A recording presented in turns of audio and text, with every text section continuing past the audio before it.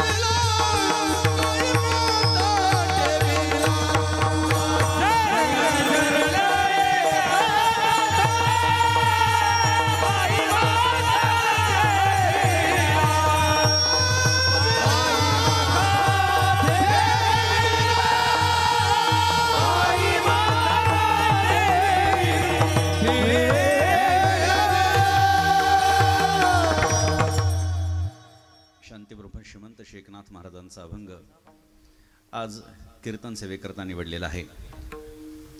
खरं तर आपल्या कापडणी गावामध्ये श्री कृष्णाजी महाराज जायखेड्याचे सुप्रसिद्ध साधू यांच्या 12व्या पुण्यस्मरणाच्या निमित्तानं त्यांच्या भक्त परिवाराच्या वतीनं ग्रामस्थांच्या वतीनं भजनी मंडळाच्या वतीनं सगळ्यांच्या उपस्थितीमध्ये हा अतिशय देखणा कार्यक्रम या ठिकाणी साजरा होतो आहे आणि त्या कार्यक्रमाचे मार्गदर्शक आणि विश्व हिंदू परिषदेमध्ये ज्यांनी खूप मोठं कार्य आजपर्यंत केलेलं आहे। जगा लावावे सत्पथी ही साधूची वृत्ती अंतःकरणामध्ये बाळगून गेल्या अनेक दशकांपासून नवीन लोकांना परमार्थाला लावतात। माझं वाक्य लक्षात घ्या, पारमार्थिक लोकांना परमार्थ शिकवणं वेगळं आणि ज्यांचा परमार्थाशी काहीही संबंध नाही अशा माणसांना पारमार्थिक बनवणं वेगळं। वारकरी संप्रदायाच्या कीर्तनकारांचं खरं हे कार्य आहे आणि जे अतिशय नेटानं करत आलेले आहेत ते आदरणीय हरिभक्तीपरायण श्री एकनाथ महाराज सदगीर ठाण्यामध्ये राहून अख्ख्या महाराष्ट्रामध्ये खूप चांगल्या पद्धतीचं कार्य महाराजांच्या माध्यमातून होत आहे। यंदाचं वर्ष एकनाथ महाराजांच्या समाधीचं चतुशतकोत्तरौप्य महोत्सव अतिशय मोठ्या प्रमाणामध्ये मनमाडमध्ये महाराजांनी साजरा केला। मनमाडमध्ये अखंड हरिनाम सप्ताह होत नव्हता, महाराजांच्या मार्गदर्शनानं एवढा भव्य दिव्य तो साजरा झाला की पैठणमध्ये आम्ही समारोपीय जो कार्यक्रम केला त्याच्यानंतर महाराष्ट्रामध्ये नाथ महाराजांच्या नावाने मोठा जर सप्ताह कुठे झाला असेल तर तो मनमाडला तो आदरणीय महाराजांच्या मार्गदर्शनानं झालेला। छोटा मोठा हा भाग नाही आहे, करण्याची वृत्ती महत्त्वाची आहे, काहीतरी करावं वाटतं आहे आणि त्यामुळे वारकऱ्यांनाच वारकऱ्यांचं तत्त्वज्ञान सांगणं यात काही मोठेपण नाही आहे। अवारकऱ्यांना वारकरी संप्रदायाच्या तत्त्वज्ञानाकडे आकृष्ट करणं हे खरं कार्य आहे आणि महाराज आदरणीय महाराज हे करतायत। खूप सुंदर कार्यक्रम केला। पैठणहून कार्यक्रमाच्या ठिकाणाहून मशाल आणली, नाथ महाराजांच्या स्थानाचं महात्म्य लोकांना पटवून दिलं। दररोज नाथ महाराजांच्या चरित्राच्या संबंधानं सगळे कीर्तनकार जे बोलणारे आहेत ते बोलवले आणि भव्य दिव्य असा कार्यक्रम केला। खूप समाधान मला त्या ठिकाणी वाटलं।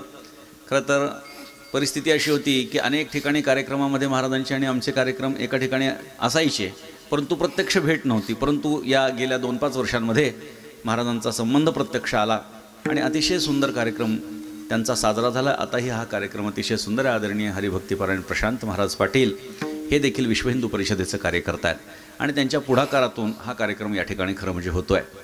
आणि तरुणांनी लोकांना परमार्थ मार्गाला लावण्याच्या संबंधानं एक वृत्ती त्यांच्याही अंगी आपल्याला पाहायला सापडते. अत्यंत कमी वयामध्ये अशा पद्धतीचं आयोजन त्यांच्या माध्यमातून होतं आहे. आणि पुढे सुरतलासुद्धा एक खूप मोठा कार्यक्रम महाराजांनी आयोजित केलेला आहे. त्यांच्या पुढाकारातून तो झालेला आहे. तिथेसुद्धा आम्ही कीर्तनासाठी जाणारच आहोत. परंतु लोकांना एकत्रित करणं याच्यापेक्षा दुसरी अवघड गोष्ट कोणती नाही महाराज. सांगू का? पाऊस असून मंडप भरलाय आणि त्या ठिकाणी पैसे देऊन खुर्च्या रिकाम्या असतात. लक्षात घ्या, हा फरक आहे. परमार्थ करणाऱ्या माणसांना कितीही बिकट परिस्थिती आली तरी परमार्थ मार्गाला चालत राहण्याचा सल्ला देणारे, उपदेश करणारे, मार्गदर्शन करणारे आमचे संत महात्मे आहेत. म्हणून देह जाओ अथवा राहो पांडुरंगी दृढ भावो या न्यायाप्रमाणे खरं तर पावसाचा अंदाज होता. अजूनही मंडपामध्ये, आता पाऊस तर खरं म्हणजे थांबला आहे, पण मंडपामध्ये जे काही पाणी साठलं ते खाली पडतं आहे म्हणून कदाचित त्रास होत असेल. परंतु पाऊस थांबलेला आहे. मला सुरुवातीला आल्यानंतर असं वाटलं की कीर्तन होतं आहे की नाही, परंतु भगवंताला काळजी आहे. आदरणीय कृष्णाजी महाराजांच्या पुण्यस्मरणाच्या निमित्तानं हा कार्यक्रम ठेवला आहे आणि आपल्या भक्ताचा कार्यक्रम ते असा काही फेल ठरू देणार नाही बरं का. त्याच्यामुळे आज पहिला दिवस आहे. आपण सर्वजण मोठ्या संख्येनं उपस्थित झालेला आहात. सप्ताहाचं पहिलंच वर्ष आहे. पहिलं वर्ष असून तपपूर्ती सोहळा वाटतोय महाराज. याच्यापेक्षा आणखी काय पाहिजे. प्रश्न असा निर्माण झाला की अभंग कोणता घ्यावा. इथे उभं राहिल्यानंतर माझ्या मनामध्ये असा प्रश्न निर्माण झाला, अभंग कोणता घ्यावा. पुण्यस्मरणाच्या निमित्ताने म्हणून संतपर घ्यावा, परंतु पहिला दिवस आहे म्हणून भगवंतपण घ्यावा. मग भगवंताचंही वर्णन ज्याच्यामध्ये आहे आणि संतांचंही वर्णन ज्याच्यामध्ये आहे असा एखादा अभंग आहे का असं चिंतन केलं आणि हा अभंग मला त्या दृष्टीनं योग्य वाटला. देवाची आवड या अभंगामध्ये नाथ महाराजांनी सांगितले म्हणजे देवाचं चिंतन आलं. बरं, देवाची आवड काय आहे हे ज्याच्यात आहे ते संत आहेत. देवाची आवड आणि त्या आवडीप्रमाणे ज्याचं वागणं आहे ते संत आहेत आणि त्या संतांचं वर्णनच या अभंगामध्ये, म्हणजे देवाचंही चिंतन होणार आहे आणि संतांचंही चिंतन होणार आहे. म्हणून हा अभंग सेवेकरता निवडलेला आहे. या अभंगाला मी नेहमी वारकरी संप्रदायाची आचारसंहिता म्हणतो. आता जी लागणार आहे 2-3 महिन्याने ती आचारसंहिता वेगळी ती सगळीकडेच लागणार आहे. परंतु संतांनी घालून दिलेली कीर्तनाची मर्यादा असेल, वारकऱ्यांची मर्यादा असेल, आचारसंहिता असेल, किंबहुना वारकरी संप्रदायाचं एक अभंगात्मक संविधान म्हणून या अभंगाकडे आपण पाहू शकतो. विठ्ठल विठ्ठल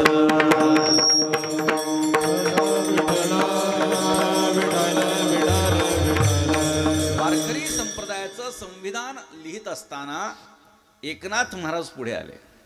वारकऱ्यांचं आचरण काय असावं आणि निमित्त साधलं ते भगवंताची आवड. भगवंताची आवड काय आहे तशा पद्धतीनं त्याच्या भक्तांनी वागणं म्हणजेच वारकरी संप्रदायाचं तत्त्वज्ञान अंगी मुरवणं आहे आणि म्हणजेच वारकरी संप्रदायाची आचारसंहिता आणि त्या मर्यादेमध्ये राहणं आहे. म्हणून या अभंगाकडे बघत असताना थोड्या वेगळ्या दृष्टीनं आपल्याला पाहावं लागतं. नाथ महाराजांनी कीर्तनकारांची ही आचारसंहिता सांगितलेली आहे.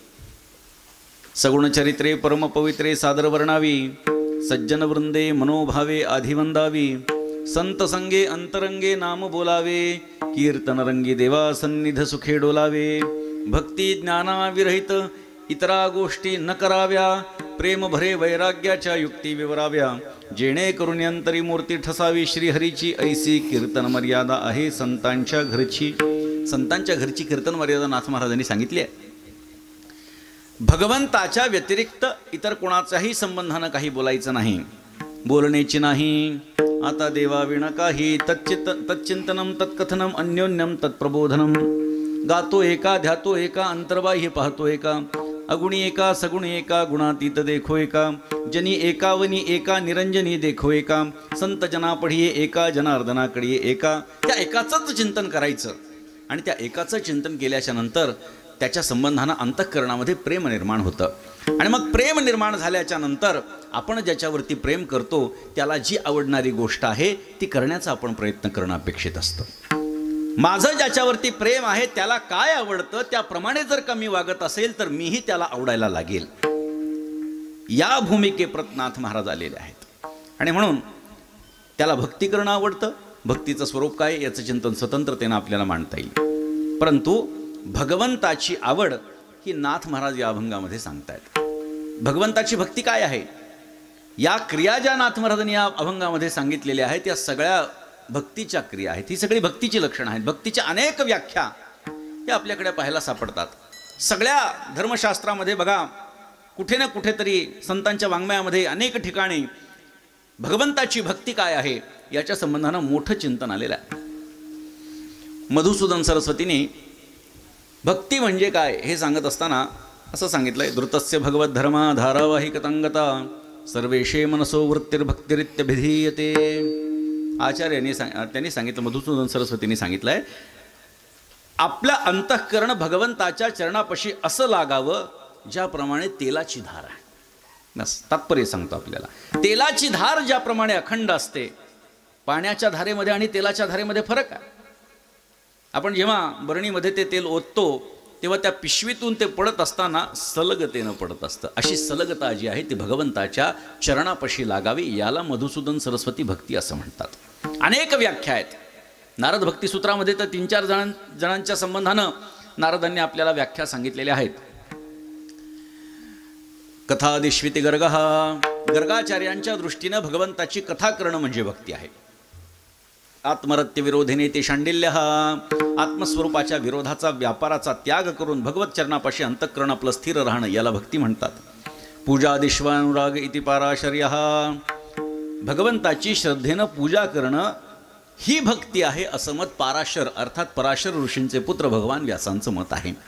मग हे मत मांडल्याच्या नंतर नारदांनी स्वतःचं देखील मत मांडलं. नारदस्तु तदर्पिता खेलाचारिता तद्विस्मरणे परमव्याकुलतेती.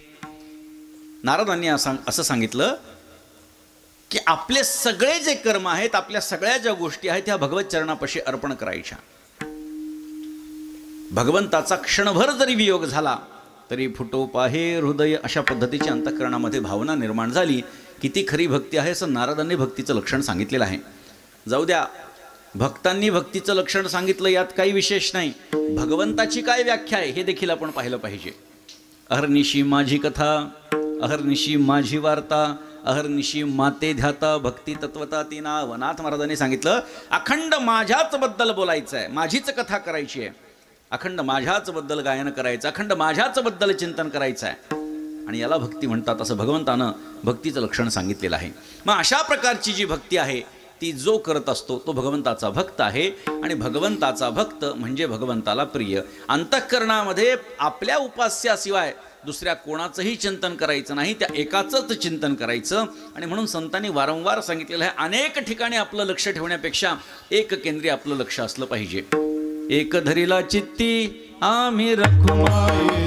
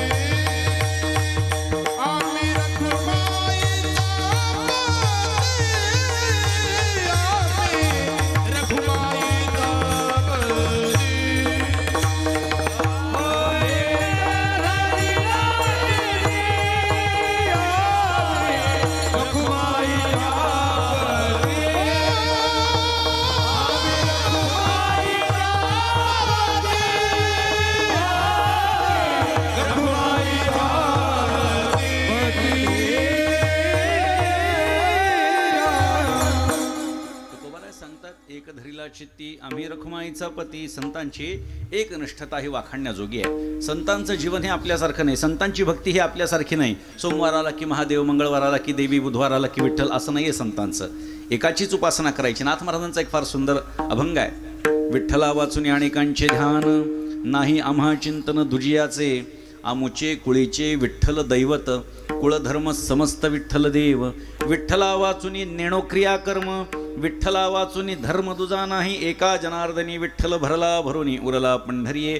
अशा पद्धतीने फक्त एकाच परमात्म्याची उपासना करायची. मग परिणाम काय होतो, तो परमात्मा सुद्धा आपल्यावरती प्रेम करायला लागतो. आणि एकदा प्रेम निर्माण झालं की एकमेकांच्या आवडीनिवडी आपल्याला जाणून घेता येत असतात. आता या अभंगामध्ये मला काही गोष्टी आपल्यासमोर मांडायच्या आहेत. एकनाथ महाराजांनी आपल्याला देवाची आवड सांगितलेली आहे.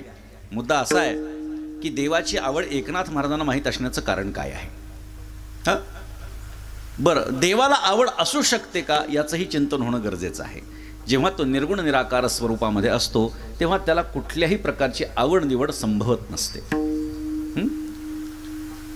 रंग नाही, रूप नाही, नाही वर्ण छाया, निराकार आकार तू चिरखुराया. नाही रूप वर्ण गुण जेथ, अनेक प्रमाणात देता येतील. त्याला मूर्त स्वरूपामध्ये आपल्याला पाहता येत नाही. मग जी गोष्ट मूर्त स्वरूपामध्ये नाही तिला काही स्वभाव किंवा तिला काही आवड निवड असण्याची काय शक्यता आहे. परमात्मा हा चराचरामध्ये व्याप्त आहे आम्हाला माहिती आहे, पण निर्गुण स्वरूपामध्ये तो व्याप्त आहे. सगुण निराकार आपण त्याला म्हणू शकतो, परंतु तो परमात्मा कुठल्याही प्रकारची आवड बाळगत नसतो. परमात्म्याची आवड, भगवंताची आवड, देवाची आवड म्हणून जर आपण बघितलं तर जेव्हा तो सगुण रूप धारण करतो तेव्हा त्याच्या ठिकाणी आवड निवड निर्माण होत असते. बघा, गणपतीला मोदक आवडतो कारण मूर्त रूपामध्ये गणपती आहे. भगवान श्रीकृष्णाला लोणी आवडतं, अवतार घेतलेला आहे. खाण्यापिण्याच्या गोष्टी, कुठल्या तरी गोष्टीची आवड कोणाकडे तरी असण्याची शक्यता आहे, पण त्यानं कुठलं तरी मूर्त स्वरूप ठेवणं अपेक्षित आहे. निर्गुणाच्या ठिकाणी कोणत्याही प्रकारे आवड निवड असण्याची शक्यता नाही आहे. मग तरी सुद्धा आवडे देवासी असं नाथ महाराज म्हणतात. मग देवासी म्हणजे कोणासी, तर जो परमात्मा गुणा आला विटेवरी, पितांबरधारी सुंदर जो निर्गुण होते सगुणा आले, यशोदेने खेळविले बाई वो. अशा पद्धतीचा जो परमात्मा आहे, जो सुरुवातीला निर्गुण स्वरूपामध्ये होता म्हणजे त्याच्या ठिकाणी कोणत्याही प्रकारची आवड नव्हती, आणि जो सगुण स्वरूपामध्ये आला तो परमात्मा म्हणजे काय, त्याला काहीतरी आवडण्याची शक्यता आहे कारण मूर्त रूपामध्ये आलेला आहे. बरं, मग मूर्त रूपामध्ये तर अनेक देव आलेले आहेत. मग त्यापैकी देवासी म्हणजे नाथ महाराजांनी भगवान पांडुरंगाचंच चिंतन कशासाठी केलं असं आपण समजायचं. देव तर अनेक आहेत, आम्हाला तर सांगण्यात येतं 33 कोटी देव आहेत. हां, आपल्याला सर्वांना आता सोशल मीडियाच्या माध्यमातून वगैरे माहिती झालं की 33 करोड देव नाही आहेत, 33 कोटी देव आहेत. तुम्ही म्हणाल कोटी आणि करोडमध्ये फरक काय. करोड या शब्दाचा अर्थ संख्यात्मक घेता येतो, पण कोटी ह्या शब्दाचे अर्थ संख्यात्मकही घेता येतात आणि अक्षरात्मकही घेता येतात. म्हणजे कोटी या शब्दाचा संस्कृतमध्ये अर्थ आहे प्रकार. अनेक प्रकारचे देव तर 33 प्रकारचे देव असं आपल्याला लक्षात घेता येतं. म्हणजे 33 प्रकारचे देव, 33 कोटी देव आहेत. मग या 33 प्रकारच्या देवांपैकी एखाद्या देवाची आवड नाथ महाराज सांगतायत का. याचं चिंतन केल्यानंतर लक्षात येईल की इतर कोणत्याही देवाची संत महात्मे उपासना करत नसतात. मी सांगितलं ना, एक धरीला चित्ती आम्ही रखुमाईचा पती. पांडुरंगाच्या शिवाय संत महात्मे कोणाला देव मानत नाहीत. बरं, मग तुम्ही म्हणाल शेंदरी हिंदरी दैवते, हे सुद्धा तुकोबारायांचंच प्रमाण आहे, संतांचंच प्रमाण आहे. मग देव इतरांना, मग देवाला नाव ठेवतात का. जेव्हा, लक्षात घ्या, जेव्हा देव या शब्दाची खिल्ली उडविली जाते किंवा त्याच्या संबंधानं असं विधान केलं जातं की जे विधान सत्य तर आहे परंतु पचायला अवघड आहे. मी काय म्हणतोय, सत्य तर आहे पण पचायला अवघड आहे. शेंद्री हेंद्री दैवत आहेत, दगडं ठेवलेले असतात. आता ही दगडं जी ठेवलेली असतात, कोणीतरी एखादा माणूस येतो, त्याला असं वाटतं अरे 5-7 दगडं आहेत, याचा जरा गणपती दिसतोय बरं, काही सोंड दिसते.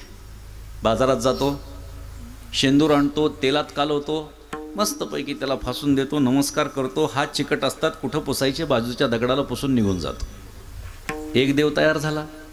दुसरा माणूस येतो, एका देवाला शेंदूर लावलाय, दुसऱ्याला कमी पडलेला दिसतोय. बाजारात जातो, तेल आणतो, शेंदूर आणतो, कालवतो, दुसऱ्या दगडाला लावतो, नमस्कार करतो, झाला दुसरा देव तयार. हात कुठे पुसायचे, तिसऱ्या दगडाला. हे केलेले देव आहेत, हे केलेले देव आहेत. केलेला देव, झालेला देव आणि असलेला देव याच्या संबंधानं आपल्याला चिंतन करता येणं शक्य आहे. हे केलेले देव आहेत. झालेला देव म्हणजे काय, ब्रह्मदेवापर्यंत माणसाला देव होता येतं. ब्रह्मेशनाप्रते वाढणे नाही जीवाते. ब्रह्मदेवापर्यंत आपल्याला वाढता येतं, ब्रह्मदेवाच्या पुढे आपल्याला जाता येत नाही. 100 जन्म ब्राह्मणाची घ्यायची, षटकर्म 100ही जन्मामध्ये करायची तर ब्रह्मदेवाची पदवी आपल्याला प्राप्त होऊ शकते. 100 जन्म क्षत्रियांचे घ्यायचे, क्षात्रवृत्तीनं जीवन जगायचं, इंद्रपद प्राप्त होऊ शकतं. आम्हाला शास्त्र आमचं सांगताय. परंतु या देवाला काय आवडतं नाथ महाराजांना हे सांगण्यामध्ये काहीही स्वारस्य नाही. मग देव कोण आहे?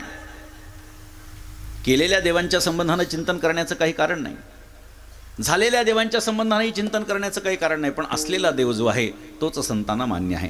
म्हणून देवासी म्हटल्याच्या नंतर कोणत्या देवासी हे सांगण्याचं स्वतंत्र काही कारण नाही. देवासी आवडे चांगल्या बाजूनी जर का देव हा शब्द जर आला तर लक्षात घ्यायचं पांडुरंग, आणि वाईट अर्थानं जर का देव हा शब्द आला तर लक्षात घ्यायचे शेंद्री हेंद्री दैवत विठ्ठल विठ्ठल.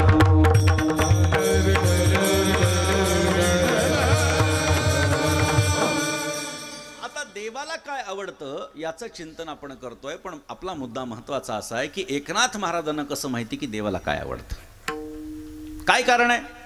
नाथ महाराज का सांगू शकतात की देवाला काय आवडतं? माझ्या दृष्टीनं काही त्याची कारणं आहेत. 3 महत्वाची कारणं माझ्या दृष्टीनं समोर येतात. पहिलं कारण असं आहे की एकनाथ महाराज भगवंताचे निस्सीम भक्त आहेत. भक्त आणि देवाचं प्रेमाचं नातं असतं. प्रेमाच्या नात्याच्या संबंधानं काही चिंतनशास्त्रामध्ये आलेलं आहे. प्रेम निर्माण झालं, प्रीती निर्माण झाली, आपुलकी निर्माण झाली, हे कशावरून कळायचं? ददाती प्रतिगृह्णाती गुह्यमख्याती पृच्छती भुंक्ते भोजयते चैव षड्विधम प्रीती लक्षणम. प्रेमाची 6 लक्षणं सांगितलेली आहेत. ददाती प्रतिगृह्णाती, प्रेम निर्माण झाल्याच्या नंतर काहीतरी दिल्या जातं, काहीतरी घेतल्या जातं. गुह्यमख्याती पृच्छती, आपल्या मनातलं गुह्य आपल्या प्रेमास्पदाला सांगितल्या जातं आणि त्याच्या मनातलं गुह्य जाणून घेतल्या जातं. भुंक्ते भोजयते चैव, आपण त्याच्याकडे जेवायला जातो, त्याला आपल्याकडे जेवायला बोलवतो. षड्विधम प्रीती लक्षणम, हे 6 प्रेमाचे लक्षणं आहेत. आता आपल्याला बाकीच्या 6ही लक्षणांचं चिंतन करण्याचं काही कारण नाही. गुह्यमख्याती पृच्छती या दोन गोष्टींचं चिंतन आपण करा. आपल्या मनातलं गुह्य आपण आपल्या प्रेमास्पदाला सांगतो आणि त्याच्या मनातलं गुह्य जाणून घेतो. देव आणि भक्तांमध्ये प्रेमाचं नातं असतं, त्यामुळे भक्त आपल्या मनातली गोष्ट देवाला सांगतो आणि देव त्याच्या मनातली गोष्ट भक्ताला सांगतो. मग हे चिंतन होत असताना, ही चर्चा होत असताना कदाचित एकनाथ महाराजांना भगवंतानं त्यांची आवड सांगितलेली असू शकते, कारण एकनाथ महाराज भगवंताचे निस्सीम भक्त आहेत. दुसरं कारण असं आहे की ज्यांचा आपला बहुत कालपर्यंत संपर्क येत असतो त्या माणसांची आवड निवड आपल्याला माहीत असते. बहुत कालपर्यंत संपर्क. आता एखादे कीर्तनकार एखाद्या गावामध्ये वारंवार येत असतील, खाणं पिणं तिथे जर का होत असेल तर लोकांना अंदाज येतो की महाराजांना श्रीखंड आवडतं बरं का, अमुक आवडतं बरं का. मग काय करतात? प्रत्येक वेळी श्रीखंड करायचं. कशामुळे कळालं? बहुत कालपर्यंत संपर्क आला म्हणून. मग एकनाथ महाराजांचा आणि देवाचा बहुत कालपर्यंत संपर्क येण्याचं कारण काय आहे? सगळ्या संतांच्याकडे भगवंतानं सेवा केलेली आहे. उंच नीच काही नेणे भगवंत, तिष्ठे भाव भक्ती देखून या, दासी पुत्र कन्या विदुराच्या भक्षी दैत्या घरी रक्षी प्रल्हादासी, चर्म रंगू लागे रोहिदासा संगे कबीराची मागे शिलिविणी. पूर्ण अभंग बघा. भगवंतानं आपल्या भक्तांकडे काय काय सेवा केली याचं चिंतन या अभंगामध्ये आहे. कोणाचं शेण वेचू लागला, कोणाच्या पायाचा काटा काढला, कोणाचं बाळंतपण केलं, कोणाचं काय. पण एकनाथ महाराजांच्याकडे तो राबला. मी पुन्हा सांगितलं, मागच्या आपल्या कार्यक्रमात मी बोललो होतो, सेवा करणं आणि राबणं याच्यामध्ये फरक आहे. मला वाटेल ते करणं म्हणजे सेवा आहे आणि पडेल ते काम करणं म्हणजे राबण आहे. देवनाथ महाराजांच्याकडे राबला. निळा म्हणे देव राबे ज्याचे घरी, दत्त चोपदारी करीतसे.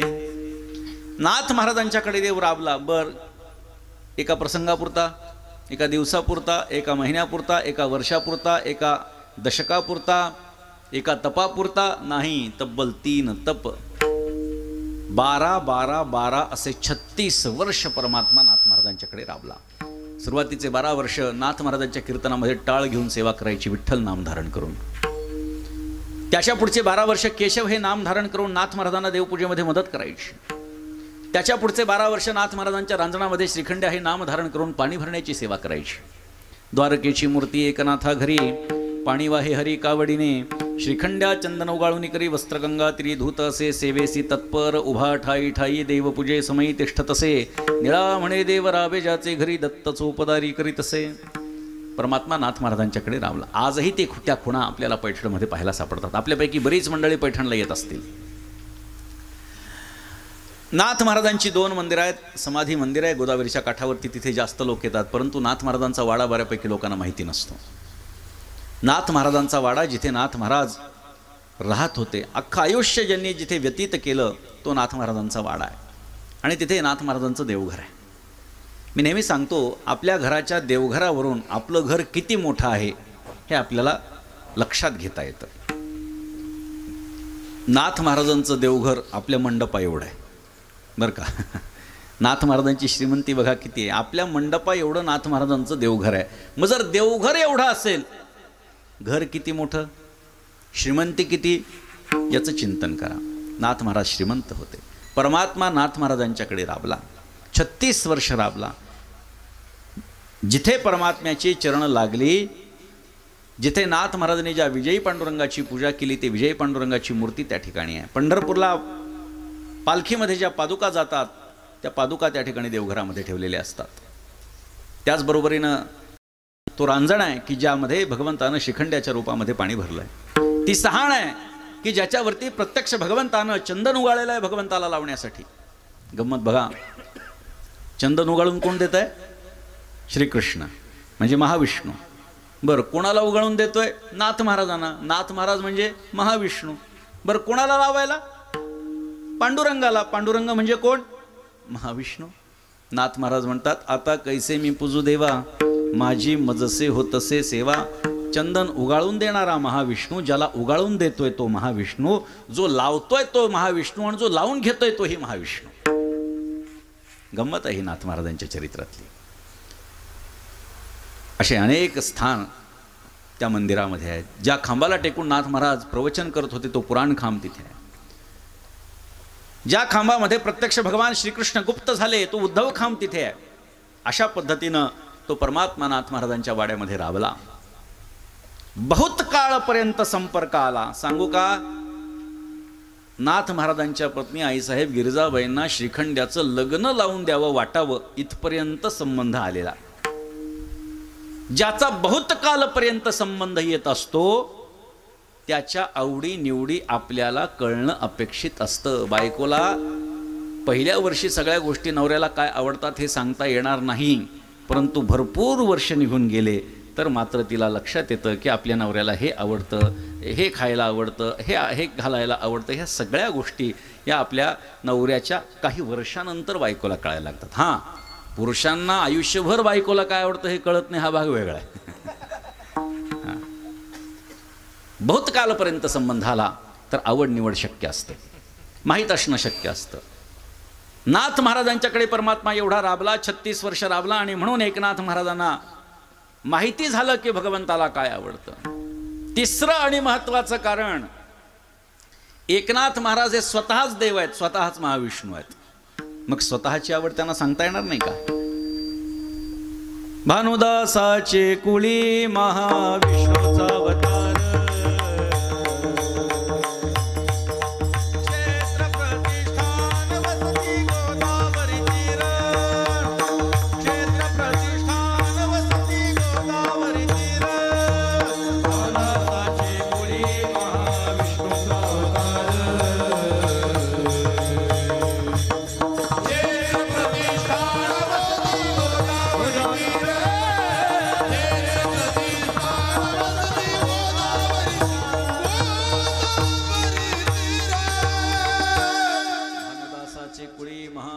अवतार. एकनाथ महाराज म्हणजे भानुदासाच्या कुळामध्ये निर्माण झालेला महाविष्णूंचा अवतार आहे.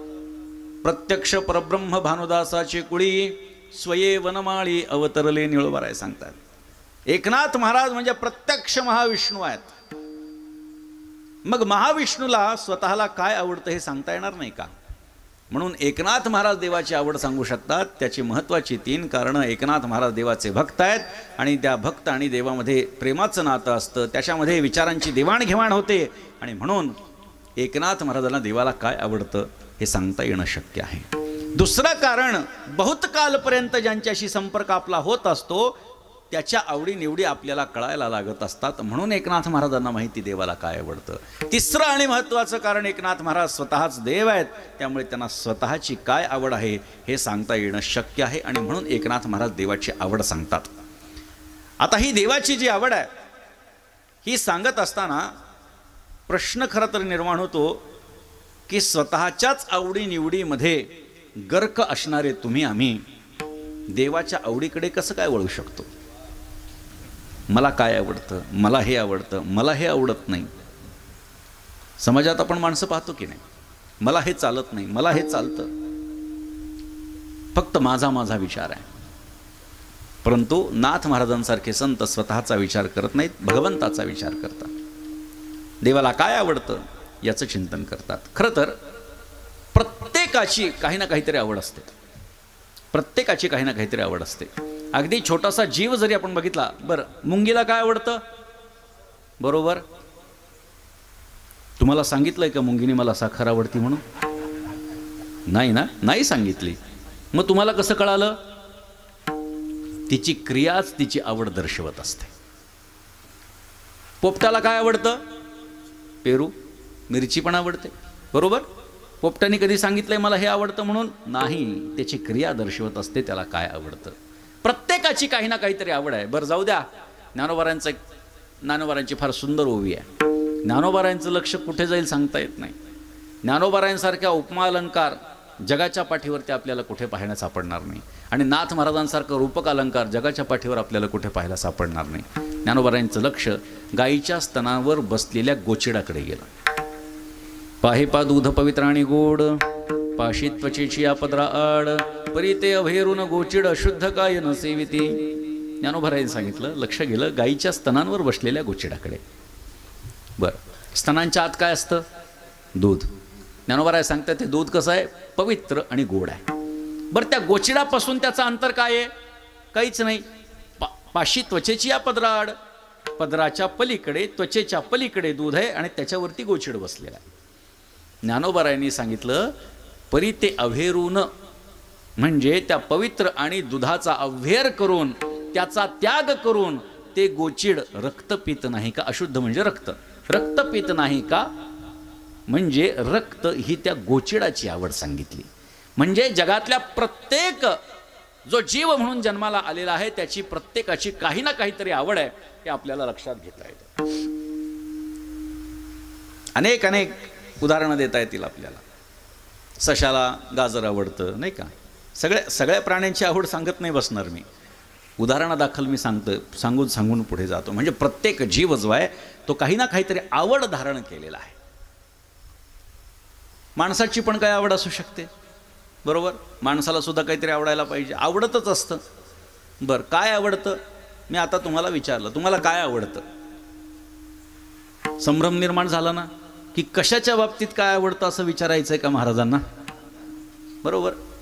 म्हणजे आम्हाला माहिती आहे की पुस्तक वाचायचं असेल तर हे पुस्तक आवडतं, खायचं असेल तर, बरोबर ना. म्हणजे आवड ही एक नाही आहे. पिंडे पिंडे मतिर्भिन्ना, हा व्यक्ती तितक्या प्रकृती. जेवढी माणसं बसलेली आहेत त्या प्रत्येकाची स्वतंत्र आवड निवड आहे, प्रत्येकाची स्वतंत्र आवड निवड आहे.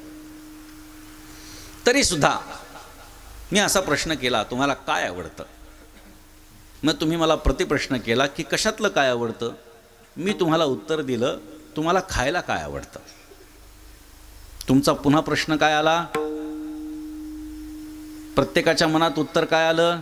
कारण खायला काय आवडतं म्हणल्यानंतर कोणी म्हणेल आम्हाला गोड आवडतं, कोणी म्हणेल तिखट, कोणी म्हणेल आंबट गोड, जे काही प्रत्येकाची चव स्वतंत्र आहे. जाऊ द्या. मग आता जे म्हटली की आम्हाला गोड आवडतं, माझा पुढचा प्रश्न तुम्हाला काय खायला आवडतं गोडामध्ये? इथे तरी एकता आहे का? नाही. कोणी म्हणेल गुलाबजाम, कोणी म्हणेल श्रीखंड, कोणी म्हणेल बासुंदी, कोणी म्हणेल खीर, जे काही असेल ते. बरं, पुन्हा उपप्रश्न मी केला तुम्हाला श्रीखंड आवडतं, बरं कोणत्या फ्लेवरचं आवडतं? म्हणजे काय? याला मर्यादा नाही आहे.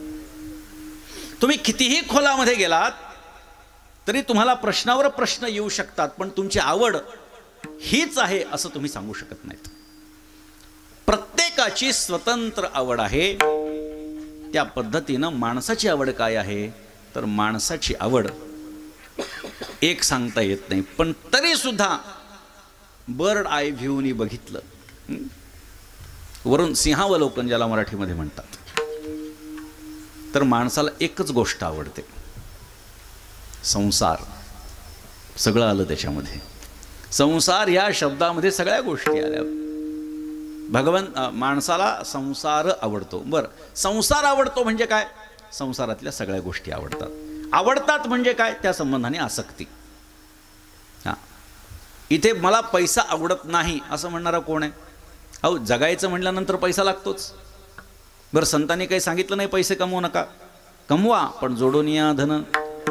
सगळ्यांना माहिती आहे आपल्याला पैसा कमवायचा आहे. प्रत्येकाला काय आवडतो? संसार आवडतो. संसार आवडतो म्हणजे सगळ्या गोष्टी माझ्याकडे असाव्यात, सगळ्या गोष्टी माझ्या ताब्यात असाव्यात आणि माझ्या सांगण्यावरून त्याचं देवाणघेवाण व्हावं. प्रत्येकाला त्या त्या ठिकाणी माझा होल्ड असावा अशा पद्धतीची भावना असते.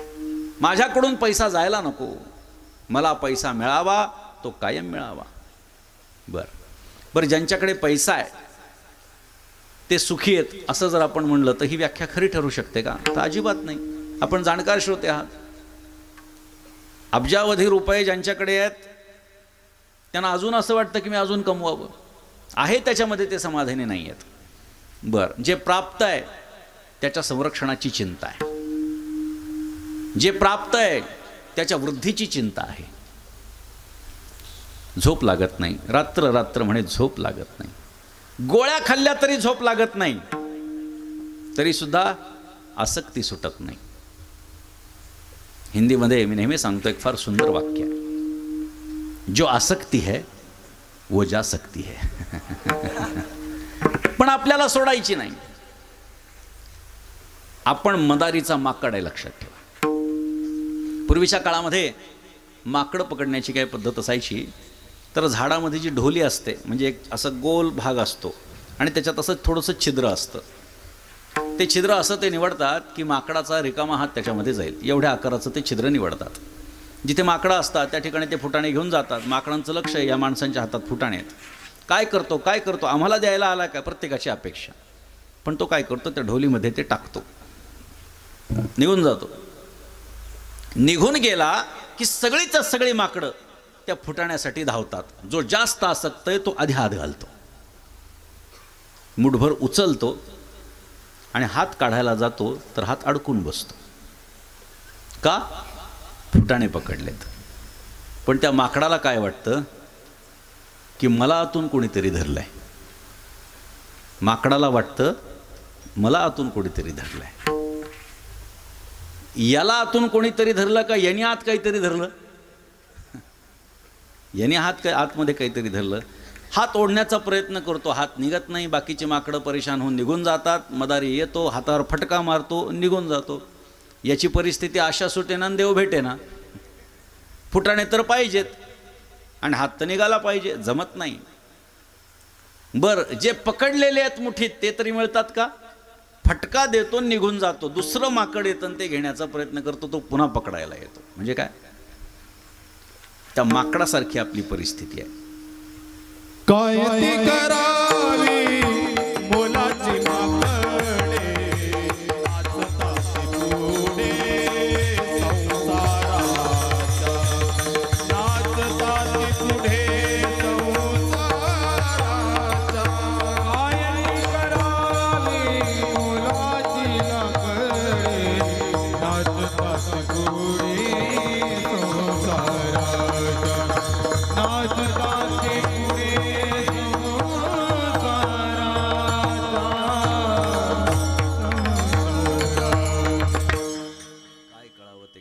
कळत नाही. प्रत्येक जण मनाला आलं ते करतो. संसाराचा आशापाश सुटत नाही, तो आणखी दृढ होत जातो. ज्याच्याकडे संपत्ती नाही ना त्याला असं वाटतं माझ्याकडे जर संपत्ती आली तर फार दानधर्म करेल. आणि ज्याच्याकडे संपत्ती असते ना, तो म्हणतो मला ती अजून वाढवायची, दान धर्म करून मला ती संपवायची नाही. मी आपल्याला अनुभवाचे बोल सांगतो. ज्याच्याकडे पैसा नसतो ना, त्या माणसांची दानत खूप असते, आणि ज्याच्याकडे भरपूर पैसा असतो त्यांना द्यावंच वाटत नाही. स्वभाव आहे माणसाचा, हातातून सुटत नाही. बरं, सत्कार्याला जर का त्या पैसा जात असेल तर द्यायला काही हरकत आहे? नाही सुटल्या जात. बरं, जाऊ द्या, सत्कार्याला जाऊ द्या, घरच्यांच्यासाठी तरी त्याचा काही विनियोग तो सुद्धा न करणारी अनेक मंडळी आहेत. काशीच्या परिसरामध्ये एक माणूस राहत होता, अतिशय कंजूष, बायको मात्र धार्मिक. बायको ओरडायची, सगळं जग, अख्खं जग काशीला येतं, वाराणसीला येतं, गंगेमध्ये स्नान करतं, दान दक्षिणा देतं, महाकालाचं महादेवाचं दर्शन करून त्या ठिकाणाहून परत येतं, आणि तुम्ही इकडं 10-12 किलोमीटर आपलं गाव आहे. अहो, कधीतरी जा काशीला, घ्या त्या देवाचं दर्शन, करा स्नान, करा काहीतरी दान दक्षिणा. करू करू करू करू. एक दिवस बायको फारच वैतागली आणि तिने सांगितलं करूनच टाकू म्हणले, जाऊ द्या, जाऊनच येऊ म्हणले एकदा, म्हणजे हिची कटकट तरी बंद होईल. जायचं ठरवलं. जळता जळणार नाही एवढा पैसा घरामध्ये, गाडी करून स्वतंत्रपणे जाऊ शकला असता. गाडीवाल्याला विचारलं किती रुपये घेशील म्हणलं. त्यांनी सांगितलं काय नाही, 400 रुपये. तुम्हाला 400 रुपये? अजिबात नाही, त्यापेक्षा बसनी जाऊ म्हटलं. कंडक्टरला विचारलं तिकीट किती आहे? म्हटलं 20 रुपये. हां, 20 रुपये तिकीट? सरकार लुटूच लागलंय म्हणले आपल्याला. अजिबात नाही. मग काय करायचं? 10-12 तर किलोमीटर आहे, आपण पायी जाऊ. पैसा आहे, पण त्याचा विनियोग होत नसेल तर उपयोग नाही त्या पैशाचा. नाथ महाराजांनी अर्थाची 15 अनर्थ सांगितलेली आहेत. आपण जर का पैशांचा विनियोग योग्य पद्धतीनं केला नाही तर भिक्षुगीतामध्ये एकनाथी भागवताच्या 23व्या अध्यायामध्ये नाथ महाराजांनी 15 अनर्थ सांगितले. मुळात बघा काय सांगितलेत अनर्थ, त्या पैशाला कशा वाटा फुटतात. वाचा नाथ भागवत, म्हणजे आपल्याला कळेल. पायी निघाला. बरं, तिथे गेल्याच्या नंतर स्नान करण्याची गरज आहे, स्नान करायचं आहे. बरं, स्नान केल्यानंतर तो निरीक्षण करू लागला. सगळे पंडे तिथे उभे, डुबकी मारली, तोंड वर काढलं, यजमान दक्षिणा दीजिए. सगळं निरीक्षण केलं ते. म्हणला इथं जर आपण डुबकी मारली तर हे पंडे आपल्या मागे लागणार दक्षिणेसाठी.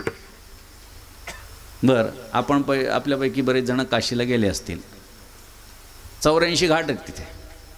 84 घाट फिरला पठ्ठ्या की कुठं पंडा नाही, पण सगळीकडेच पंडे उभे. काय करायचं? त्याला एक घाट सापडलाच महाराज त्या 84 पैकी, मुडदा घाट. तिथं कोणीच नव्हतं. म्हटला इथं स्नान करू.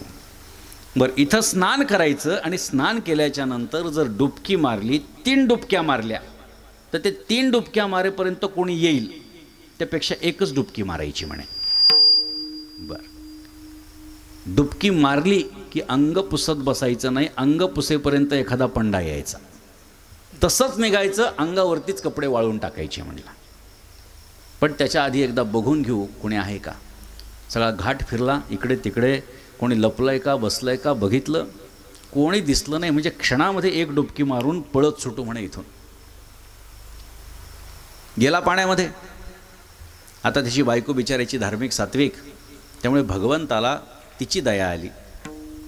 पत्नीची इच्छा आहे दान धर्म करावं पतीने, आणि हा आता काही करायला तयार नाही. म्हणले याच्याकडून आपण काहीतरी वसूल करू. ब्राह्मणाच्या वेशामध्ये त्या ठिकाणी देव प्रकट झाला, पंड्याच्या रूपामध्ये प्रकट झाला. यांनी एक डुबकी मारून तोंड वर काढलं की ब्राह्मणाच्या वेशातला परमात्मा उभा, यजमान दक्षिणा दीजिए. तो घाबरला. अरे म्हटला तू कुठून प्रकट झालास म्हणले. अख्खा घाट शोधला, मला कोणी दिसलं नाही, अचानक कसा प्रकट झाला तू. इथेच असतो म्हणले मी. आणि तिकडे का जात नाहीस? तिकडं कमी देणार आहेत म्हणले. तिथं इथं येणारा माणूस वर्षावर्षाची सोय करतो म्हणलं आपली. काय फुटकळ धंदा करत बसायचा रिटेलपेक्षा होलसेल. बर, मग काय ते काय आपल्याला जमणार नाही म्हटलं. नाही नाही, असं जमणार नाही म्हणले. स्नान केलं ना, दक्षिणा दिल्याशिवाय तुम्हाला बाहेर जाऊ देणार नाही म्हणले. देवाने ठरवलं याच्याकडून काहीतरी काढायचं. आणि यांनी ठरवलं या ब्राह्मणाला काही द्यायचंच नाही. देव म्हणला ठीक है 6 महीने का अनाज का कर दीजिए. बिल्कुल नहीं. ठीक है 1001 रुपये कर दीजिए. चलो हाथ में पानी लीजिए, संकल्प छोड़ेंगे, निकल जाइए. बिल्कुल नहीं. 501 दीजिए चले. बिल्कुल नाही. त्यांनी सांगितलं जोपर्यंत तू मला पैसे देणार नाहीस तोपर्यंत तुला तर या पाण्याच्या बाहेरच जाऊ देणार नाही म्हणले. यांनी ठरवलं जितकं खाली आणता येईल तेवढं ओढायचं. निगोसिएशन. 251 दीजिए चलिए. बिल्कुल नहीं. 101 तो दीजिए, 51 दीजिए, बस संकल्प कीजिए. बिल्कुल नहीं. 21 दीजिए. नाही. हा म्हणला येतोय खाली. 11 रुपये नाही, 5 रुपये नाही. यांनी सांगितलं आता बराच खाली आलाय. 1 रुपया दूंगा, वो भी उधार. म्हणजे अमुक अमुक ठिकाणी हा माझा पत्ता, यायचं आणि घेऊन जायचं म्हणले. भावना काय? 400 रुपये खर्च करून गाडी घेऊन येणार नाही 1 रुपया घ्यायला. 20 आणि 20 40 जाण्या येण्याचे खर्च करून तो काही 1 रुपया घ्यायला येणार नाही. बरं 1 रुपयासाठी एवढं चालत येणार नाही. सुंठे वाचून खोकला गेला. ठीक आहे काय संकल्प सोडायचा, निघून गेला. हा आनंदित की तो काही आता येत नाही. हा घरी पोचतो न पोचतो दार वाजलं. बायको गेली. जी बोलिए. हमारे यजमान जी का घर है. कैसे? तिने सांगितलं हमको दक्षिणा देने का बोला था इसलिए हम दक्षिणा लेने के लिए आए हैं. तिला आनंद झाला. म्हणजे खरंच आपल्या नवऱ्याने काही ना काहीतरी देवधर्म केला असं तिला वाटलं. आणि ती आली. अरे वो पंडित जी आए हैं. कौन पंडित जी? वो आपने दक्षिणा बोले थे. त्याने डोक्याला हात लावला. म्हणला 1 रुपयासाठी इथं आला का म्हणले. एक काम कर दो उनको बोल दो तबीयत ठीक नहीं है बाद में आई है. म्हणजे काय पुन्हा 1 रुपया घ्यायला काय हा येणार नाही. तिने सांगितलं अरे उनकी तबीयत ठीक नहीं है. तबीयत ठीक नहीं है? अरे वो तो हमारे यजमान है, उनकी तबीयत जब तक ठीक नहीं हो जाती हम यहाँ से नहीं हिलेंगे. म्हणजे त्याचंही जेवण पुन्हा यांच्याच घरात. ती सांगायला आली अरे ऐसा बोल रहे हो, ऐसा बोल रहे. एक काम करो उनको बोल दो मर गए. 1 रुपयासाठी मर गए ऐसा बोलो. हाँ हाँ बोल दो. आता ती पतिव्रता बिचारी तिला काय. तिने सांगितलं अरे वो तो मर गए. मर गए म्हटल्यानंतर त्या पंड्याने बॉम्ब ठोकायला सुरुवात केली. अरे सेठजी मर गए, सेठजी मर गए. गाव जमा झालं सगळं. गाव जमा झालं सगळं. आता कोणी मेलं प्रत्येक गावामध्ये असे 2-4 जण असतात की ते पहिले हजर होतात. चारा आणा, काठी आणा, बांबू आणा, सुतळी आणा, मीठ आणा, काय काय काय काय गोष्टी. झालं बांधाबांधी सुरुवात झाली. बायका जमा झाल्या. सेठजी मर गए ते आपलं मेल्यासारखं नाटक करून झोपलेला. त्या बायका आपल्या हळूहळू म्हणजे रडण्याचा तर काय आवाज येत नाही म्हणजे मेले तर खरं म्हणतात. बायका जमा झाल्या. त्या बायकोकडं बघू लागल्या. तिच्या चेहऱ्यावर तसनं मस काही नाही कारण नवरा मेला नाही तिला माहिती होतं. पण बायकांना वाटू लागलं हिचा नवरा मेला आणि हिच्या डोळ्यात टिपूस नाही. मग बाकीच्या बायकांना वाटलं ही रडत नाही तर आपण वातावरण तयार करू म्हणजे हिला रडणं येईल म्हटले. मग एका स्त्रीनं रडायला सुरुवात केली. एकीचं बघून दुसरी, दुसरीचं बघून तिसरी, सगळ्या जणी रडायला सुरुवात केल्या. ही मात्र रड्यानं वातावरण निर्मिती मात्र झाली. झालं. तिरडीवरती त्याला ठेवलं तरी उठायला तयार नाही. 1 रुपया द्यायला लागेल म्हणून बांधून काढलं तरी उठायला तयार नाही. देव म्हणला अरे काय माणूस आहे हा, पहिल्यांदाच भेटलाय म्हणले असं आपल्याला.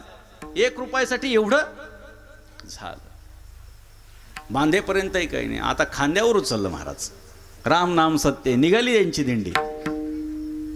आता बायको रडू लागली. ती घाबरली. हे जाळतील म्हणले याला. अरे वो मरे नाही आहे, मरे नाही आहे. बाकीच्या बायकांना वाटलं आत्ताशी हिला कळालं की ते मेलेत आणि म्हणून खरं रडू लागली. मग त्या समजून सांगला अरे जो जाणारा जो असतो तो जातच असतो, कोण थांबवणार आहे. आता हिला तत्वज्ञान शिकू लागले. पण ती आता खरं रडू लागली. अरे नाही मरे, पकडून ठेवलं. ती धावत चालली, तिला पकडून ठेवलं. अरे तुम नाही जा सकते. काय करावं कळे ना. ती हंबरडा फोडून रडू लागली. देवही बघू लागला, हा त्याच्या तोंडाकडे बघितलं, बायकोचं रडणं ऐकून तरी काही वाटेल, काही नाही, झोपलेला तसाच.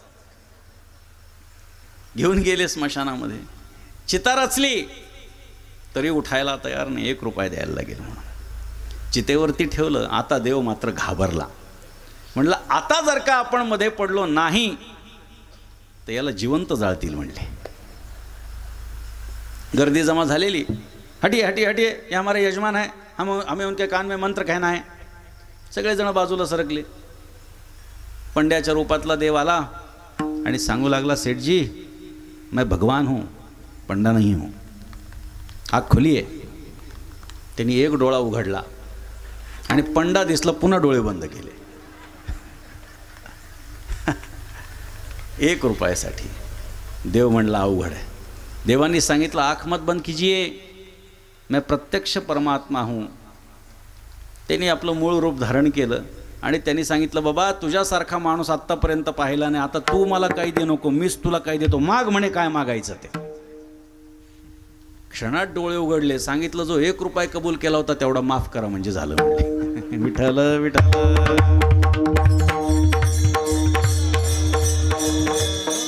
दृष्टांत हा सिद्धांताच्या पुष्टीसाठी असतो. असं घडलं नाही घडलं सोडून द्या विषय.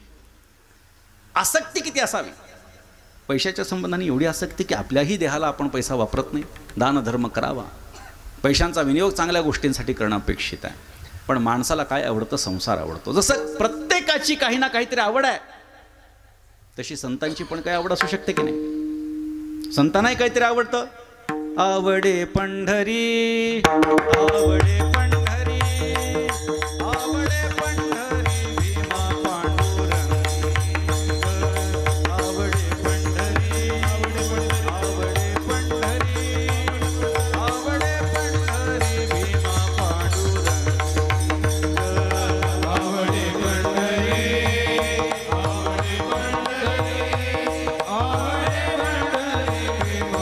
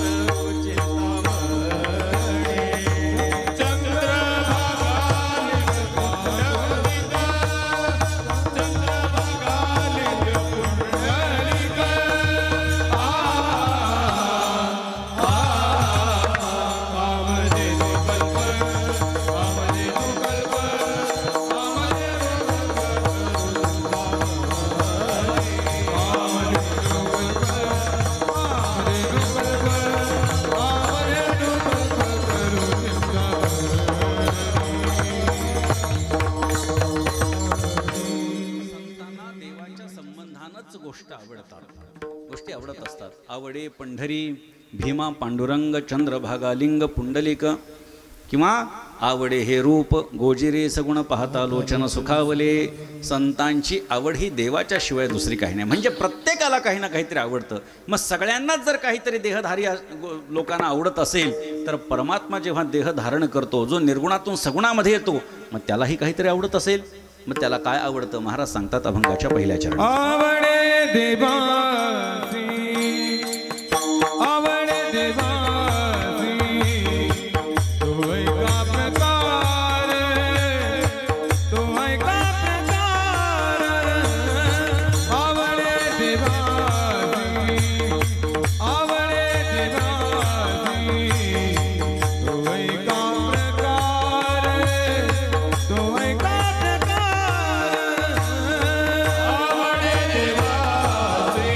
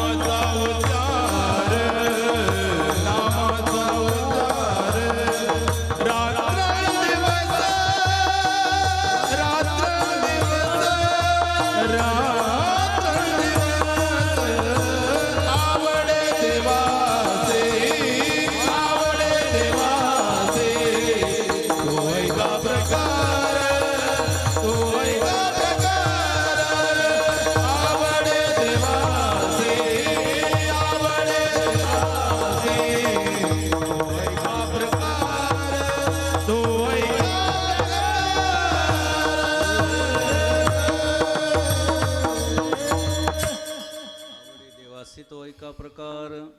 देवाला काय आवडतं तो प्रकार मी तुम्हाला सांगणार आहे, ऐका. आता ऐका. संत महात्मे विनाकारण एखादी गोष्ट, एखादा शब्द वापरत नसतात. संतांच्या प्रत्येक शब्दामागे काहीतरी योजना असते. आवडे देवासी तो ऐका प्रकार. एखादी महत्त्वाची गोष्ट जर सांगायची असेल तर शाळेमध्ये आपल्याला शिक्षक काय म्हणतात, इकडे बघा, इकडे लक्ष द्या, ऐका. ही संतांची पण परंपरा आहे. ज्ञानोबारायसुद्धा सांगतात, तरी अवधान ऐकले दिजे, मग सर्व सुखासी पात्र होईजे. हे प्रतिज्ञोत्तर माझे उघड ऐका, परी प्रौढीनं बोले होजी. तुम्हा सर्वज्ञांचा समाजी, देयावे अवधान हे माझी विनवणी सलगीची. माझ्याकडे लक्ष द्या, माझ्याकडे बघा. हे केव्हा बोललं जातं, जेव्हा एखादी महत्त्वाची गोष्ट सांगायची असते. नाथ महाराजांना देवाची आवड ही महत्त्वाची वाटते आहे आणि ती सर्वांपर्यंत पोचली पाहिजे ही भावना असल्यामुळे नाथ महाराजांनी सांगितलं, देवाला काय आवडतं मी तुम्हाला सांगतोय, ऐका. काही गोष्टी या कोणालाच सांगायच्या नसतात. काही गोष्टी या काही जणांना सांगायच्या आणि काही जणांना सांगायच्या नसतात. आणि काही गोष्टी ह्या सगळ्यांना सांगायच्या असतात. कोणालाच सांगायचं नाही. दुष्कर्म कर, कोणाला सांगायचं. खोटं बोल, वाईट वाग, कोणाला सांगायचं, कोणालाच सांगायचं नाही. बरं, लग्न कर, कोणाला सांगायचं, सगळ्यांना सांगायचं. मरायला टेकलेल्या म्हाताऱ्याला सांगायचं लग्न कर, नपुंसकाला सांगायचं लग्न कर, ब्रह्मचार्याला सांगायचं लग्न कर, संन्याशाला सांगायचं लग्न कर, जो स्वतःचं पालनपोषण करू शकत नाही त्याला सांगायचं लग्न कर. नाही, जो स्वतः सह कुटुंबाचं पालनपोषण करू शकतो त्याला सांगावं लग्न कर. जो युवक आहे त्याला सांगावं लग्न कर. जो पुरुष आहे त्याला सांगावं लग्न कर.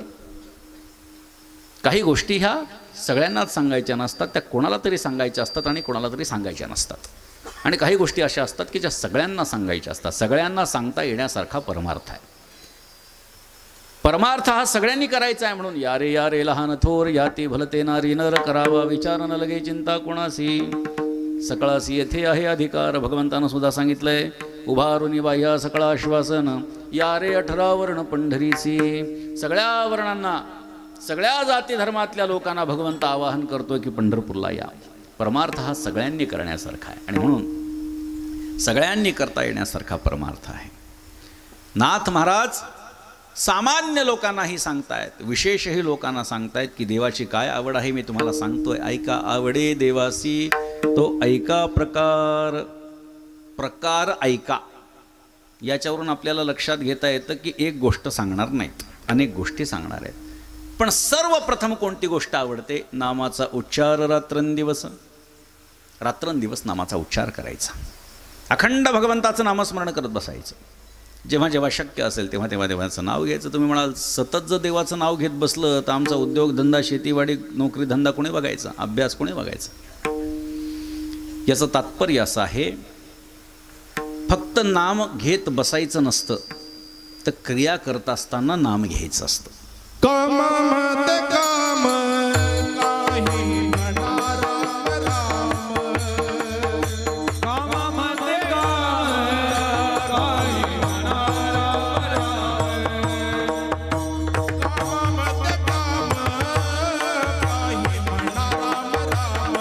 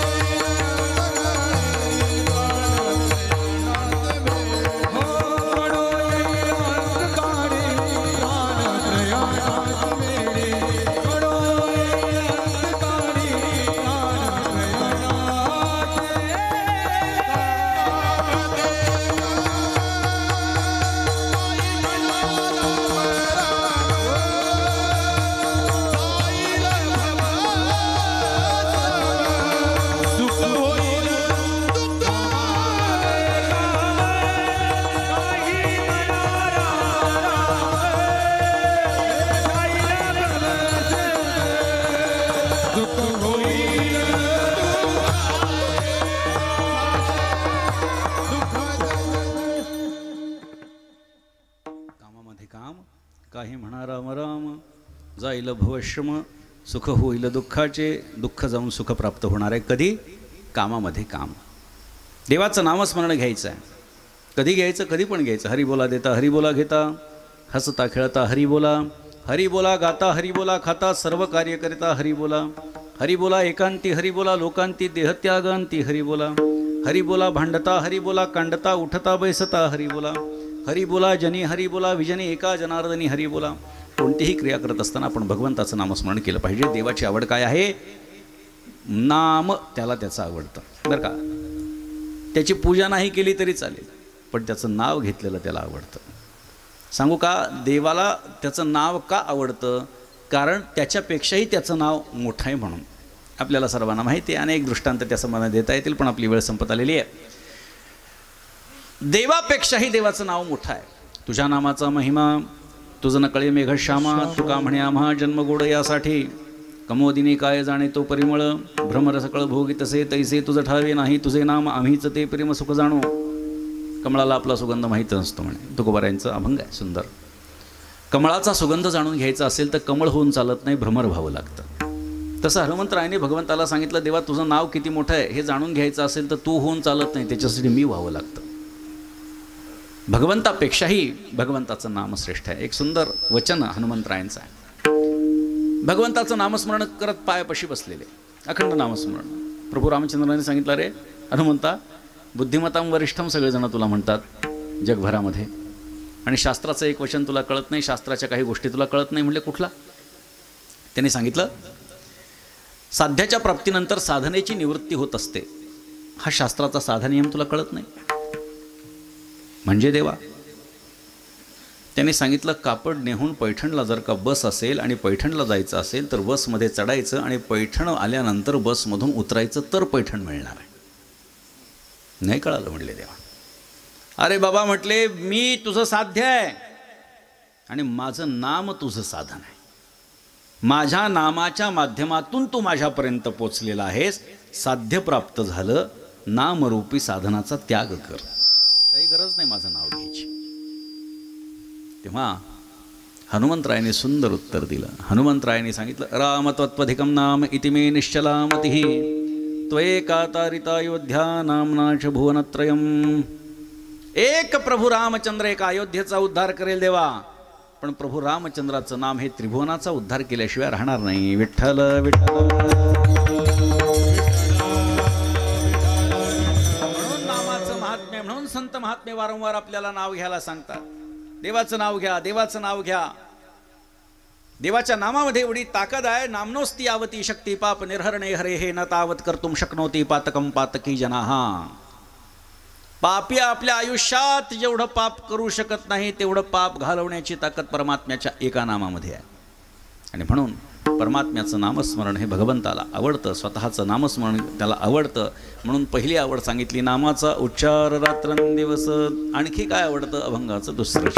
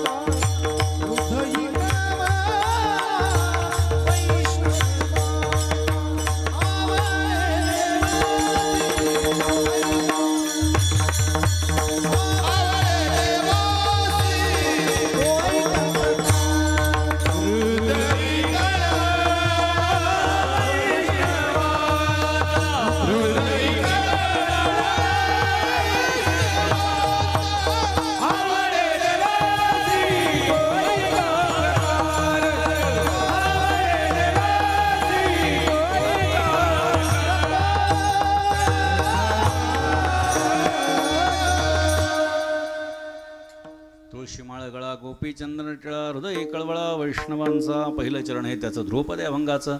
ध्रुवपद कसं ठरवायचं असतं तर ज्या चरणामध्ये सगळ्या अभंगाचा सार आलेलं असतं ते साधारणतः ध्रुपद असतं. साधारणतः सगळ्या अभंगाचं ध्रुपद हे दुसरं चरण असतं.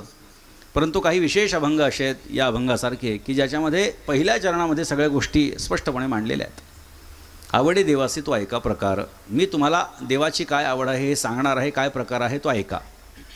म्हणजे पहिल्या चरणामध्ये असं आलेलं आहे की खाली मी भरपूर गोष्टी सांगणार आहेत, म्हणून पहिलं चरण हे त्याचं ध्रुवपद असतं. तुळशीमाळ गळा गोपीचंदन टिळा, गळ्यामध्ये तुळशीची माळ आणि कपाळाला गोपीचंदनाचा टिळा. वारकरी संप्रदायाचं बाह्य लक्षणे, प्रत्येक संप्रदायाचे काही बाह्य नियम आहेत, काही आंतरिक नियम आहेत, काही बाह्य नियम आहेत. खरं तर वारकरी संप्रदाय हा बाह्य नियमाला बांधील नाही आहे, परंतु एखादा संप्रदाय जर का ओळखायचा असेल तर त्याचे बाह्य नियम महत्त्वाचे असतात. त्याच्या बाह्य नियमावरून आपल्याला तो संप्रदाय कोणता आहे हे कळत असतं. हल्लीचं उदाहरण द्यायचं झालं तर आत्ता इस्कॉन नावाचा जो संप्रदाय उदयाला आलेला आहे कृष्ण भक्तीचा, नाकावरून काय करतो, गंध लावतो. ते नाकावरचं जे गंध असतं ते तुळशीचं पान असतं, तसा तो आकार असतो. मग ते गंध बघितल्यानंतर आपण काय म्हणतो, हा इस्कॉनचा माणूस, बरोबर. पण हल्ली झालं आहे असं की वारकरी ओळखूच यायला तयार नाहीत आता, कारण प्रत्येकाचं स्वतंत्र गंध झालं आहे. नाथ महाराजांनी आपल्याला सांगून ठेवलं आहे गोपीचंदन टिळा. बरं, तो टिळा म्हणजे काय, ठीक आहे, टिळ्यासारखा लावायचा का. टिळा ह्या शब्दाचा अर्थ ऊर्ध्व पुंड्र, उभं. कारण वारकरी संप्रदाय हा मूलतः वैष्णव संप्रदाय आहे आणि वैष्णव संप्रदायामध्ये गंध उभं असतं. शैव पण आहेत वारकरी संप्रदायामध्ये, पण हा संप्रदाय मूलतः वैष्णवांचा आहे. मातले वैष्णववीर रे, म्हणजे वैष्णवांचा संप्रदाय हा असल्यामुळे वैष्णवामध्ये उभगंध लावतात. गोपीचंदन हल्ली वारकरी लावायला तयार नाही. याचं प्रबोधन खूप मोठ्या पातळीवरती होणं गरजेचं आहे. गोपीचंदन टिळा म्हणजे गोपीचंदन का लावायचं, भगवंताच्या आवडीचं आहे म्हणून लावायचं. कथा सांगण्यासाठी आपल्याकडे आता वेळ नाही. भगवंताला ते आवडतं म्हणून गोपीचंदन लावायचं. पण काही जण कुंकू लावतात, काही जण फक्त बुक्का लावतात, काही जण फक्त अष्टगंध लावतात. हल्ली कुंकू लावू लागलेत, भावी काळामध्ये हळदही लावतील, काही सांगता येत नाही. वारकरी संप्रदायाला कोणी वालीच राहिला नाही, सगळे सुग्रीव आहेत. कोणीच वाली नाही. मला वाटेल जमणार नाही, हे जमणार नाही, लक्षात ठेवा. वारकरी संप्रदायाचे स्वतःला जर म्हणून घेणार असाल तर गोपीचंदन लावायचंच आहे. स्वतःला जे दिसायला चांगलं दिसेल ते माझं गंध असं होऊ शकत नाही. ज्या परंपरा आहेत त्या परंपरेच्या लोकांचा गंध बघा. कदाचित बुक्का लावणार नाहीत एक वेळ, पण गोपीचंदनाचा टिळा लावल्या जातो. प्रत्येकाची स्वतंत्र परंपरा आहे. वारकरी संप्रदाय हे अनेक पंथांचं उपपंथांचं मिश्रण आहे. अनेक विचारधारा वारकरी संप्रदायामध्ये एकत्रित आलेल्या आहेत, पण गोपीचंदन मात्र सम आहे. प्रत्येकाने गोपीचंदन लावलं. जो स्वतःला वारकरी म्हणून घेतो त्याने गोपीचंदन लावलंच पाहिजे. सुरुवातीला काड्यांनी लावा, नंतर बोटांनी लावता येईल. नाही तर लोक म्हणतात आम्हाला येत नाही, वाकडं तिकडं होतं. काही गरज नाही. तुम्ही त्यानं कसे दिसता हे महत्त्वाचं नाही आहे. तुम्ही वारकरी आहात तर तुम्ही ते लावलं पाहिजे हे महत्त्वाचं आहे. उभं लावायचं. आता त्याच्यामध्ये आतमध्ये काय प्रत्येकजण काही काही लावतं, ठीक आहे. आमच्या परंपरेमध्ये उभा बुक्का आहे, मध्ये टिपका आहे चंदनाचा. प्रत्येकाचं काहीतरी स्वतंत्र गंध असेल, पण सामायिक जर का कोणती गोष्ट बघितली तर गोपीचंदनाचा टिळा हा मात्र सामायिक आहे. भगवंताला आवडतो म्हणून लावायचा. गळ्यामध्ये तुळशीची पवित्र माळ घालायची. गळ्यामध्ये तुळशीची माळ घालणं म्हणजे काय, आपल्या देहावरती तुळशीपत्र ठेवणं असा त्याचा अर्थ आहे. उरले ते हरी तुम्हा समर्पण या भावनेप्रत आपण पोचलं पाहिजे. वारीला जाणारी पूर्वीची मंडळी आपल्या झोपडीवरती तुळशीपत्र ठेवून जायची. आल्यानंतर जर घरात कोणी घुसलं नाही, काही वस्तू गेल्या नाही तर ते घर माझं नाही तर नवीन, ही पूर्वीची पद्धती होती. ठीक आहे, इथपर्यंत उदार आता कोणी होणार नाही, ते आपल्यालाही माहिती आहे. कारण वारीला गेल्यावर संसार सुटत नाही, तर असा कसा सुटेल. तुळशीमाळ गळा गोपीचंदन टिळा. बरं, एवढंच जर का लक्षण करून नाथ महाराज थांबले असते तर वारीमध्ये चोरसुद्धा ठसक्यात गंध लावतो महाराज, मुद्राही लावतो. त्याला मुद्रा राक्षस म्हणावं असं वाटतं कधी कधी. अनेक माळा मुद्रा भरपूर गळ्यामध्ये पाकिट मारतो. मग तो वारकरी झाला का. फक्त गळ्यामध्ये तुळशीची माळ आणि कपाळाला गोपीचंदनाचा टिळा लावला म्हणजे कोणी वारकरी होत नाही, म्हणजे देवाला आवडतं असं नाही. त्याला पुष्टी जोडली. हृदयी कळवळा वैष्णवांचा अंतःकरणामध्ये वारकऱ्यांच्या विषयी, वैष्णवांच्या विषयी कळवळ असावा, प्रेम असावं, आपुलकी असावी, ही गोष्ट महत्त्वाची आहे. त्याचं कर्तव्य काय, त्याने काय करायचं? आषाढी कार्तिकी पंढरीची वारी, साधन निर्धारी आन नाही. पंढरपूरची वारी करायची, आषाढीला करायची, कार्तिकीला करायची. खरं तर रोज दर्शन घ्यावं शक्य नाही, प्रत्येक एकादशीला घ्यावं शक्य नाही, प्रत्येक शुद्ध एकादशीला घ्यावं शक्य नाही, आषाढी कार्तिकी चैत्री माघी शक्य नाही, आषाढी आणि कार्तिकीला तरी घ्यावं. आता परिस्थिती आली आहे, कार्तिकीला शक्य नाही, निदान आषाढीला तरी या, अशी परिस्थिती आहे सध्या. पण नाथ महाराजांनी सांगितलं आषाढी कार्तिकी पंढरीची वारी, साधन निर्धारी आन नाही. दुसरं कोणतंही साधन नाही. एका जनार्दनी ऐसा ज्याचा नेम.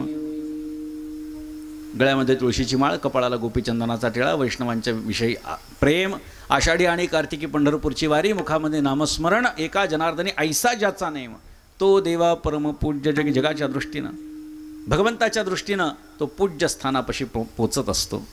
आवडे देवासी तो एका प्रकार, नामाचा उच्चार रात्रंदिवस, यथामती अभंगाचं चिंतन झालं. संप्रदायाच्या नियमाप्रमाणे भजन करा. विठोबा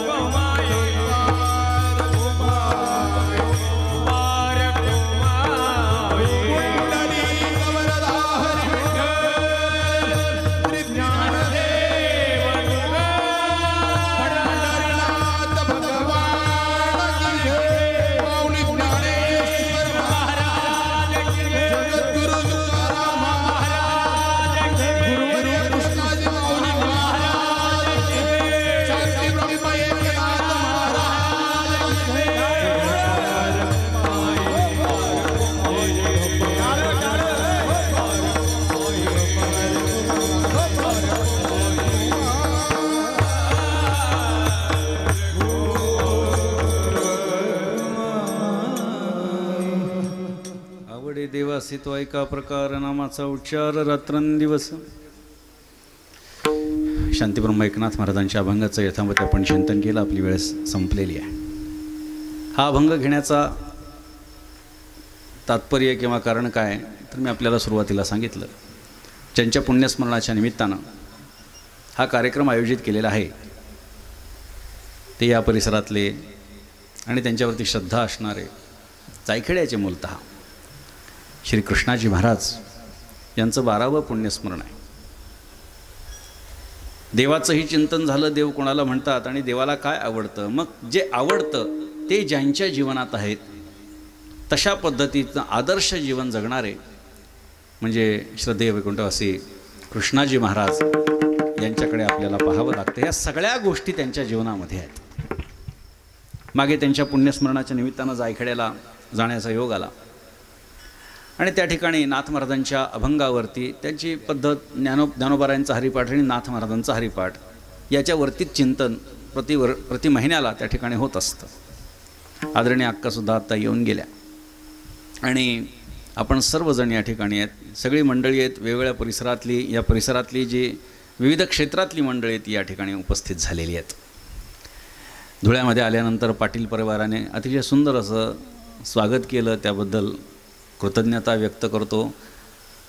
मी नेहमी सांगतो की जेव्हा आमचं स्वागत होतं मोठेपणा देण्यात येतो हा आम्हाला प्राप्त होतो असं आम्ही कधीच समजत नाही. कारण आम्हाला जो प्राप्त होणारा मोठेपणा आहे तो एकनाथ महाराजांचा आहे. उगाच त्यांना मिळणारा मोठेपणा स्वतःला धारण करायचं आणि स्वतःला मोठं समजायचं अशी बुद्धी आमची नाही आहे. आणि म्हणून एकनाथ महाराज येतात ही भूमिका लोकांची असते. खरं तर आत्मावै पुत्र नामासी हे शास्त्रवचन आहे. जो मी आत्मा तोच पुत्र रूपानं जन्म घेत असतो.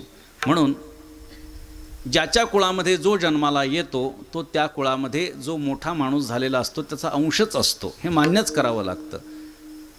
याच्यामध्ये कुठल्याही प्रकारचा अहंकार नाही. आम्ही स्वतःला भाग्यशाली समजतो की एकनाथ महाराजांसारख्या महान कुळामध्ये आम्हाला जन्म प्राप्त झाला. नाथ महाराजांनी तर सांगितलंय धन्य निज भाग्याची लीळा आलो वैष्णव कुळा जन्मोनी. वैष्णवांच्या कुळामध्ये मला जन्म प्राप्त झाला. मी धन्य झालो ही एकनाथ महाराजांची भाषा आहे. आणि त्यामुळे त्यांच्या पावलावरती पाऊल तर आपण ठेवू शकत नाहीत पण त्यांच्या पावलावरती दर्शन घेत घेत पुढं जाणं हे आपलं कर्तव्य आहे. आणि त्या न्यायाप्रमाणे जे काही शक्य असतं ते होतं. नाथ महाराज करून घेतात. त्यामुळे इथे आल्यानंतरही परिवाराने आमचं स्वागत केलं. त्यांनाही धन्यवाद देतो. कृतज्ञता व्यक्त करतो. या कार्यक्रमाच्यासाठी ज्यांचं योगदान सहकार्य प्राप्त झालं त्यांना देखील खूप धन्यवाद द्यावेसे वाटतात. कारण अशा पद्धतीनं अखंड हरिनाम सप्ताह हा 3 दिवसांचा कार्यक्रम या ठिकाणी आयोजित जो केला आहे प्रशांत महाराजांनी त्यांना धन्यवाद द्यावेसे वाटतात. कारण त्या निमित्तानं काहीतरी आपल्याला प्राप्त होण्याची शक्यता आहे. पारमार्थिक गोष्ट प्राप्त होण्याची शक्यता आहे. आणि म्हणून आपण सर्वजण या ठिकाणी उपस्थित झालात. आदरणीय बालब्रह्मचारीजी महाराज पण या ठिकाणी आहेत. अनेक सगळी मंडळी या ठिकाणी उपस्थित आहेत. गायक वादक ही सगळी मंडळी यांच्या उपस्थितीमुळे हा कार्यक्रम अतिशय सुंदर होतो आहे. आणि भगवंताची खरंच कृपा आहे की पाऊस पडला नाही. त्यामुळे पूर्ण कीर्तन आपल्याला करता आलं. यथामती अभंगाचं चिंतन झालं असो. आदरणीय हरिभक्तीपरायण श्री एकनाथ महाराज सद्गीर यांचं मार्गदर्शन अशाच पद्धतीनं आपल्या सर्वांना मिळत राहू अशी अपेक्षा व्यक्त करतो. झालेली सेवा शांतीब्रह्म श्रीमंत श्री एकनाथ महाराजांच्या चरणी आणि तुम्हा सर्व सज्जन वृंदांच्या चरणी समर्पित करतो आणि माझ्या वाणीला पूर्णविराम देतो. एकवार संतांचं सर्वांनी भजन करा. भानुदास एकनाथ भानुदास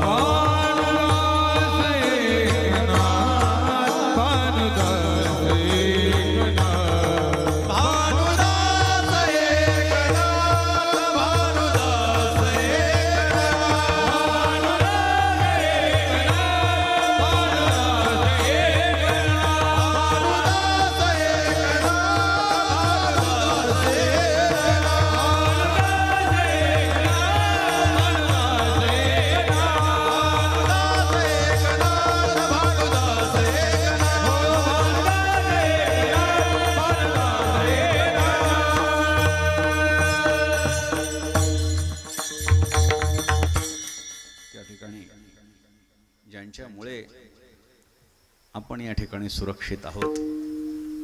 अशा जवानांच्या कुटुंबियांचं एक सन्मानाचा कार्यक्रम या ठिकाणी होतोय.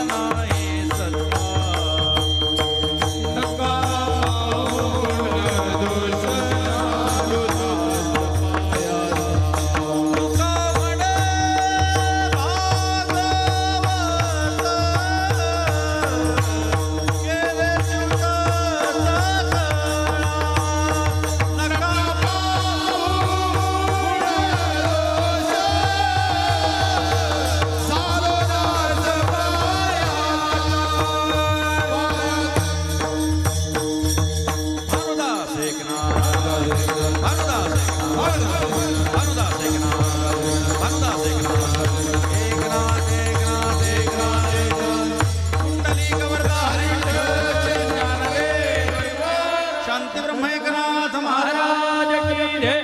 सद्गुरु कृष्णाजी माऊली महाराज